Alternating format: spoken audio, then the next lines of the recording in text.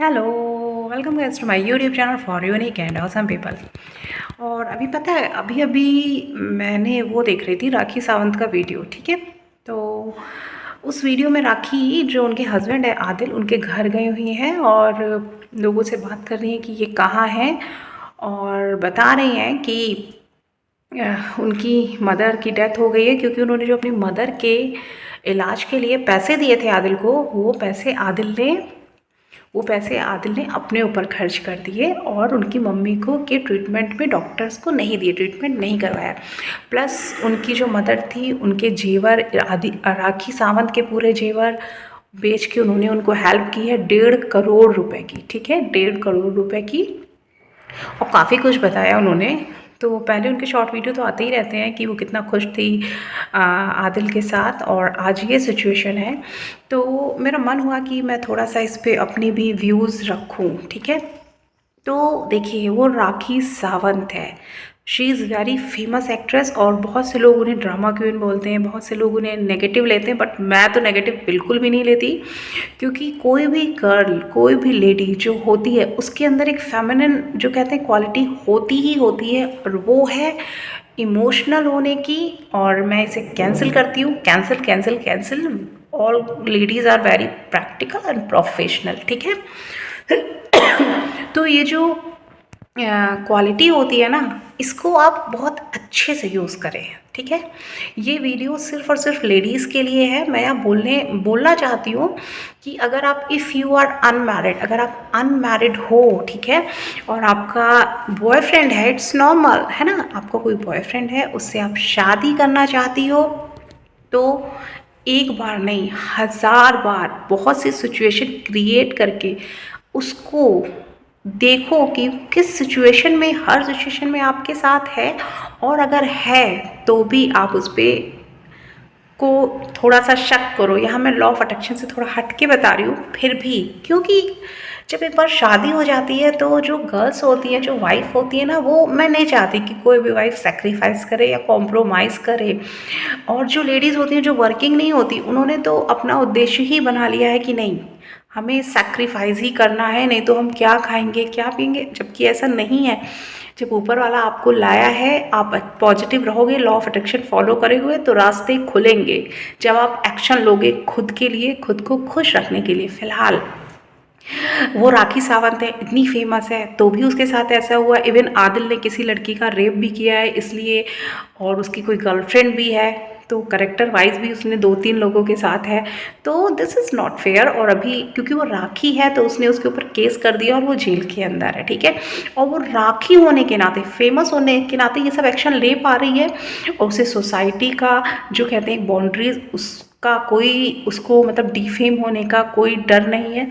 लेकिन जो एक नॉर्मल लड़की होती है, उनके साथ ऐसी सिचुएशन नहीं होती है, क्योंकि हम लोगों ने एक सोसाइटी का डर अपने दिमाग में बना रखा है। ठीक है, तो मैं ये कहना चाहूँगी कि आप अगर इफ़ यू आर अनमैरिड, तो जिसके भी साथ हो, उसे हर परिस्थिति में अच्छी तरह से अपनी बुद्धि के अनुसार चेक कर लीजिए। ठीक है, और बिफोर मैरिज तो बिल्कुल भी इमोशनल मत होइए। अगर वो बहुत आपके सामने रोते हैं, गिड़गिड़ाते हैं, मैं तुम्हारे बिना नहीं रह सकता, ये है वो है, और कभी कभी वो आपको विक्टिम बनाते हैं कि तुम मेरे लिए ऐसा अच्छा कर सकती थी लेकिन तुमने नहीं किया। अगर ये 2 चीज़ें हैं उनके अंदर, तो प्लीज़ वो नार्सिस्ट क्या बोलेंगे, स्टेट में आते हैं वो लोग जो कि रोते हैं, धोते हैं, और किसी ना किसी व्यक्ति को हमेशा उनका उद्देश्य होता है कि अपने पार्टनर को परेशान करना, उसमें कमियां निकालना, और खुद सिंपैथी गेनर बनना। तो ऐसे लोगों से बिल्कुल दूर रहिए। Even if he is your husband, तो भी आप लाइफ में कभी भी उन्हें सेटिस्फाई नहीं कर पाएंगी, और वो आपके सामने आएंगे, गिड़गिड़ाएंगे, माफ़ी मांगेंगे, आपको हर्ट करेंगे, बहुत हर्ट करेंगे, इवन आपके ऊपर हाथ भी उठाएंगे। और फिर उसके बाद क्या होगा कि वो आपसे माफ़ी मांगेंगे, और माफ़ी मांगने के बाद ड्यू टू इमोशंस, ठीक है, इमोशन होने के नाते आप उन्हें क्या करेंगी, माफ़ कर देंगे। ठीक है, 1 बार कीजिए, 2 बार कीजिए, उससे ज़्यादा नहीं कीजिए। अगर वो इस टाइप के लोग हैं तो प्लीज़, वो अगर आपके हस्बैंड भी हैं तो आप उनसे दूरी बना लीजिए, क्योंकि आप खुश रहने के लिए आई हैं इस दुनिया में, और दुनिया बहुत खूबसूरत है। हमारी लाइफ बहुत खूबसूरत है। सिर्फ एक व्यक्ति के हमारी ज़िंदगी में होने या ना होने से हमारी लाइफ पे कोई फ़र्क नहीं पड़ता है। और अगर उस व्यक्ति को लाइफ से निकाल के खुशियाँ मिलती हैं तो हम खुशियों को प्रायोरिटी देनी चाहिए। सीरियसली मैं भी ऐसी ही हूँ। सिर्फ मैं ये बोल नहीं रही हूँ आप लोगों से कि आप ऐसा कर लीजिए वैसा कर लीजिए। No, if you are married you should do like this. अगर इफ़ यू आर अनमैरिड तो जज हर पॉइंट से जज कीजिए, ठीक है। भले ही आपको सिचुएशन क्रिएट करनी पड़े तो भी सिचुएशन क्रिएट करके जज कीजिए। और अगर उन्हें गलती से भी आपके ऊपर चिल्ला दिया या चिल्ला के बोला या आप फर्स्ट आपके इमोशंस, देखिए झगड़े सब में होते हैं, बट देखिए कि आपके इमोशंस तो नहीं हर्ट हुए हैं। उनके लिए पैसा आपसे ऊपर तो नहीं है, ठीक है। पैसे की प्रायोरिटी अगर उन आपसे ऊपर वो पैसे को प्रायोरिटी दे रहे हैं तो दूरी बना लीजिए। अभी आप अनमैरिड हैं, आप ब्लेस्ड हैं, आपको टाइम है अपने ऊपर वर्क करने का। अभी कोई नहीं जानता कि आप उनके साथ इन्वॉल्व हैं या आपकी शादी हो चुकी। कोई आपको लंबा प्रोसेस उनसे दूर होने के लिए नहीं करना पड़ेगा। तो होप सो, मेरे अंदर बहुत इस समय फीलिंग आ रही है इन चीज़ों को लेके। और ये भी याद रखिए कि आप राखी सावंत नहीं हैं। तो थैंक यू सो मच। आप मेरी इस मैसेज को समझने की कोशिश कीजिएगा। Thank you so much. मिलती हूँ नेक्स्ट वीडियो में। यहाँ मैं कुछ चीज़ें आप लोगों को और बताना चाहूँगी कि कैसे आप किसी व्यक्ति को जज कीजिए। देखिए, अगर वो आपसे बार बार कहते हैं और आपको बार बार उनकी कोई चीज़ बार बार खटकती है और अच्छी नहीं लगती है, ठीक है, और एक ही चीज़ वो बार बार कहते हैं कि तुम ऐसी नहीं हो, आपके फिज़िक को लेके कुछ कहते हैं कि तुम मोटी हो या तुम्हारा चेहरा ऐसा है, ठीक है, और वो चीज़ आपको बार बार हर्ट करती है, तो प्लीज़ आप उनसे दूर हो जाइए, ठीक है। जो आपको नहीं प्यार कर सकता, आपकी चीज़ों को अप्रिशिएट नहीं कर सकता, उसको कोई हक नहीं बनता आपकी लाइफ में रहने का, ठीक। दूसरी चीज़, कोई अगर आपको बार बार कहे कि वहाँ ट्राई करो, ये जॉब कर लो, या तुम्हारी जॉब लग जाएगी तो कितना अच्छा हो जाएगा, हम लोग शादी कर लेंगे, तो आपके ऊपर अगर उसकी डिपेंडेंसी है कि आपकी जॉब लग जाएगी तब वो लोग शादी करेंगे, तो ऐसे व्यक्ति से दूर हो जाइए, ठीक है, क्योंकि जो प्यार करता है वो कोई शर्त नहीं रखता है। तीसरी चीज़, अगर कोई व्यक्ति आपसे कहता है कि तुम्हारी फील्ड अलग है, मेरी फील्ड अलग है, मेरी चॉइसेस अलग है, तुम्हारी चॉइसेस अलग हैं, तो भी आप उस व्यक्ति से दूर हो जाइए, ठीक है, क्योंकि चॉइसेस किसी की भी सेम नहीं होती हैं, अलग ही होती हैं। लेकिन जब आदमी प्यार में होता है तो एक दूसरे को एक्सेप्ट करता है, वो आपको एक्सेप्ट नहीं कर पा रहा है। चौथी चीज़, सबसे इम्पॉर्टेंट चीज़, अगर वो व्यक्ति आपके लिए स्टैंड नहीं ले पा रहा है, स्टैंड मीन्स वो अपने मम्मी पापा से बात नहीं कर पा रहा है, या बात कर भी रहा है तो आपको ये दिखा रहा है कि मैंने आज तक अपने मम्मी पेरेंट्स से कभी कुछ नहीं कहा, मैं तुम्हारे लिए ये बात कर रहा हूँ, और ये सारी चीज़ें मेरी सुनी हुई हैं, देखी हुई हैं, ठीक है, इसीलिए मैं आप लोगों को ये चीज़ें बोल रही हूँ। और आपको ये चीज़ हर्ट हो जाए कि वो व्यक्ति आपके लिए ये कर रहा है, अपने पेरेंट्स से बात कर रहा है, ठीक है, और अपने लिए क्या उसे आपकी ज़रूरत नहीं है? क्या वो अपनी लाइफ में सेटल नहीं होना चाहता?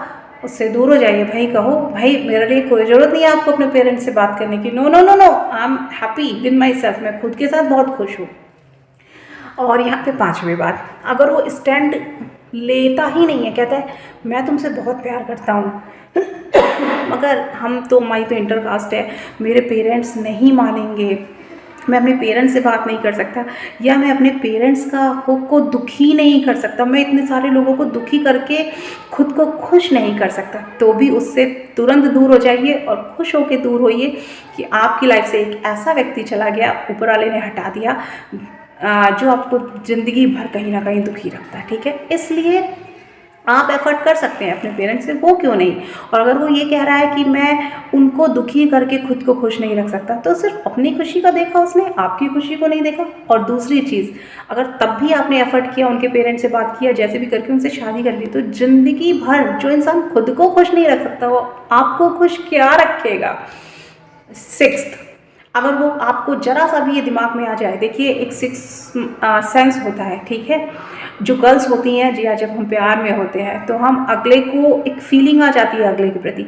अगर वो फीलिंग बहुत ही पॉजिटिव है तब तो ठीक है, लेकिन अगर वो फीलिंग जरा से भी नेगेटिव आई, जरा सा भी आपको कुछ हल्का सा भी लग गया, तो आप उस व्यक्ति को जज कीजिए, कायदे से जज कीजिए। और फीलिंग अगर काफ़ी लंबे टाइम तक रही तो मैं तो आपसे यही बोलूँगी कि आप अलग हो जाइए, आपके लिए ऊपर वाले ने एक बहुत ही खूबसूरत सा अच्छी सी प्योर सोल, जिसकी सोल बहुत प्योर है, वो इंसान बनाया है जिसके साथ आप बहुत खुश रहने वाले हैं, जो आपको अप्रिशिएट करेगा, ठीक है, और आपको बहुत खुश रखेगा और आपकी खुशियों की उसकी लाइफ में सिर्फ आपकी खुशियाँ ही प्रायोरिटी पर होगी।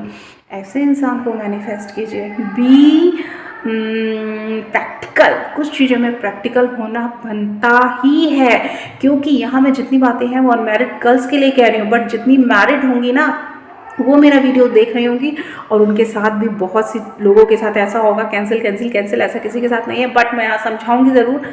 तो प्लीज़ वो लोग ये सोच रहे होंगे कि काश हमने भी पहले ऐसा सोचा होता। बहुत से लव मैरिज करने के बाद, लव कम अरेंज मैरिज करने के बाद, गवर्नमेंट जॉब करने के बाद लड़के गवर्नमेंट जॉब करते हैं तो दहेज के हकदार हो जाते हैं। लड़कियाँ गवर्नमेंट जॉब करती हैं तो भी वो उनके पेरेंट्स उसी तरह से झुक के इतना सारा पैसा देते हैं, दहेज देते हैं और वो घर में जाके खाना बनाती हैं, ठीक है। और घर का काम करने को, तो अगर कोई घर के काम करने को प्रायोरिटी नहीं दे रहा है, मतलब आपकी चीज़ों को नहीं समझ पा रहा है, तो उसे भी आप छोड़ दीजिए सीरियसली। अब आप कहेंगे शिल्पी कितना नेगेटिव बात कर रही हो। नो, कॉन्ट्रास्ट के बाद ही अच्छे दिन आते हैं। कॉन्ट्रास्ट के बाद ही, जब आप कॉम्प्रोमाइज़ करना छोड़ देते हैं, आप सेक्रीफाइस करना छोड़ देते हैं, आप कहते हैं नो, मैं इस लिमिट से आगे कोई व्यक्ति गया तो मैं उसे आई विल नॉट एक्सेप्ट, तो आप अपनी लाइफ को खूबसूरत बना लेते हैं। और सीरियसली मेरा इस वीडियो को बनाने का उद्देश्य सिर्फ़ और सिर्फ सबकी लाइफ बहुत खूबसूरत बनाना है, बहुत बहुत खूबसूरत बनाना है। कितने केस होते हैं, देखिए वो केस हुआ कि साथ में रहे, कितने सारे टुकड़े कर दिए, कितने सब मन नहीं है मुझे बोलने का, कितनी सारी चीज़ें होती।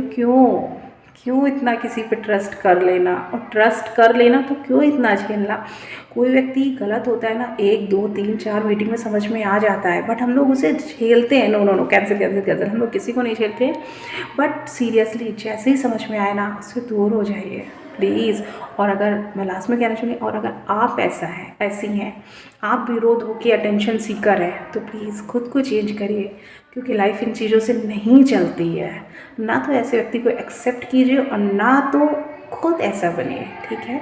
कोई इमोशनल बहुत अच्छा इंसान है तो उसकी चीज़ों को रेस्पेक्ट करिए, केयर करिए, और यही अगले से भी एक्सपेक्ट करिए कि वो आपको रेस्पेक्ट करे। Thank you, thank you, thank you, thank you, thank you, thank you, thank you so much, thank you so much. और मैं हर वीडियो में बोलती हूँ, वीडियो सिर्फ देखने के लिए नहीं होता है, अपनी लाइफ में फॉलो करने के लिए होता है, एग्जीक्यूट करने के लिए होता है ना। यहाँ एक पॉइंट और बता देती हूँ, दिमाग में आ गया तो, कि अगर आप देख रहे हैं कि अगले का परिवार बहुत, मतलब अगला के परिवार में, देखिए गर्ल्स आजकल वर्किंग हो गई हैं और नहीं भी है वर्किंग, ठीक है। तो गर्ल्स को बहुत कुछ एक स्टेटस मेंटेन करना पड़ता है घर का, बच्चों को पढ़ाना होता है और घर में टाइम देना होता है। इफ़ यू आर वर्किंग तो आप ये देख लीजिए कि हाँ यस वो लड़का बहुत अच्छा है, बट कितना कॉपरेट करेगा उस लेवल को चेक करिए। प्लस आप शादी के बाद कहाँ रहेंगी, किन लोगों के साथ रहेंगी, घर का काम अगर आप कर पाएंगी या नहीं कर पाएंगी, घर की चीज़ों का कितना बर्डन है, या वो आपसे कहता है भाई मेरे घर में नौकर कभी नहीं लगते, हेल्पर कभी नहीं लगते, हमारे घर की लेडीज़ सारे काम खुद करती हैं। तो ये चीज़ आपको देखनी है कि आप कर पाएंगी या नहीं। अगर आप कर पाएंगी तो बिल्कुल आप जाइए, लेकिन आप नहीं कर पाएंगी तो ये सोच लीजिए कि अगर आपने उस व्यक्ति से शादी की तो वो जो प्यार है ना धीरे धीरे ख़त्म हो जाएगा। क्योंकि जब हमारे सर पे हमारी चीज़ों को इतना ज़्यादा, मतलब वो चीज़ें हमें करनी पड़ती हैं जो हमें अच्छी नहीं लगती हैं, जिसमें हम परफेक्ट नहीं होते, तो धीरे धीरे हम सिंक होने लगते हैं, हम अपनी आइडेंटिटी खोने लगते हैं, ठीक है। और आइडेंटिटी तो कोई भी नहीं खोना चाहता है ना। तो होप सो ये भी आप समझ गए होंगे। तो लव यू ऑल, मैं आप लोगों से बहुत प्यार करती हूँ और मुझे पता है कि आप सब भी मुझसे बहुत प्यार करते हैं। मेरा वीडियो यहाँ तक देखने के लिए थैंक यू। और be humble, be polite with others, और अपने आप को थोड़ा सा प्रोफेशनल बनाते हैं, हम लोग प्रैक्टिकल बनाते हैं, क्योंकि लाइफ हमारी है और खुश रखने का और अपने सारे डिसीज़न लेने का काम हमारा है। Thank you so much.